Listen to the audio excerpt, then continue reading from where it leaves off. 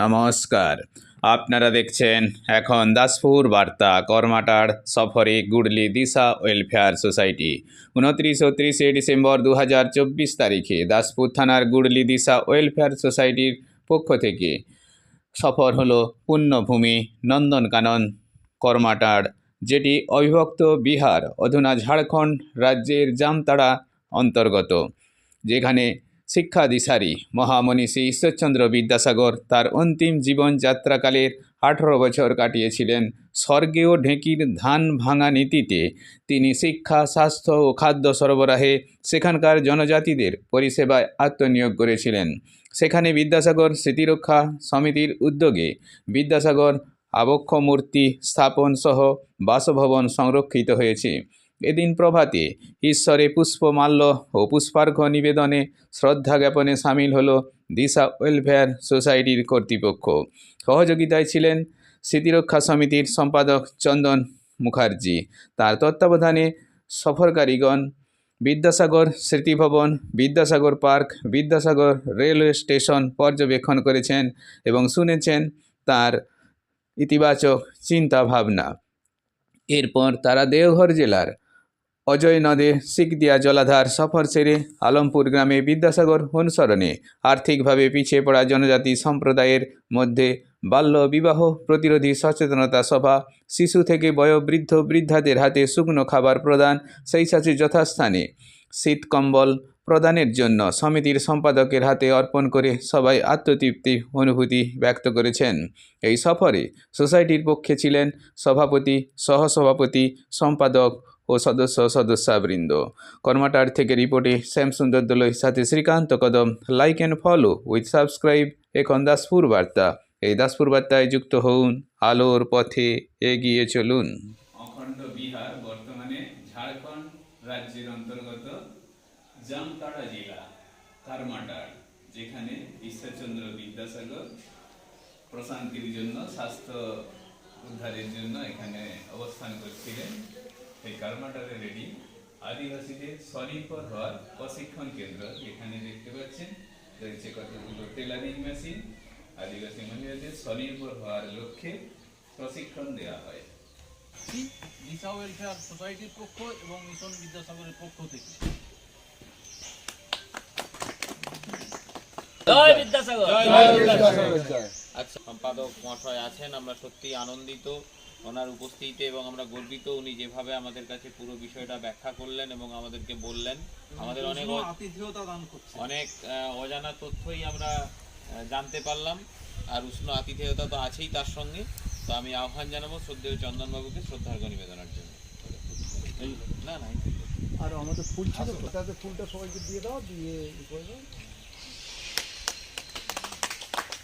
Welfare society এসেছি ঝাড়খণ্ডের করমাটারের পার্শ্ববর্তী একটি জনজাতি সম্প্রদায়ভুক্ত অঞ্চলে একটি গ্রাম।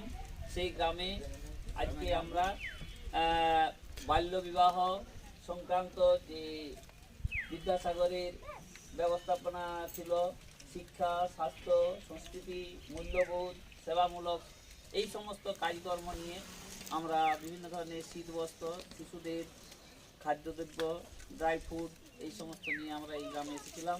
খুবই ভালো লাগছে। এই এলাকার ছেলেমেয়েরা আমাদের দেখতে পেয়ে খুব আনন্দ করছে এবং আমাদের মূল উদ্দেশ্য হচ্ছে এই গ্রাম্য এলাকায় পণ্ডিত ঈশ্বরচন্দ্র বিদ্যাসাগরের কর্মধারাকে বাস্তবে রূপায়িত করা।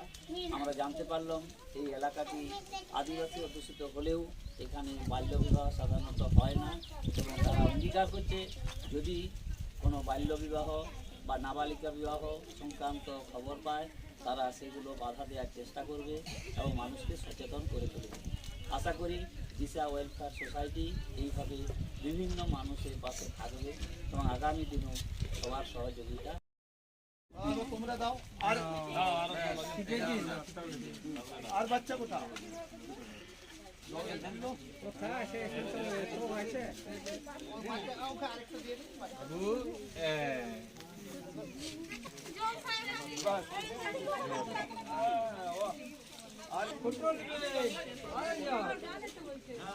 ভালো দিয়েছেন।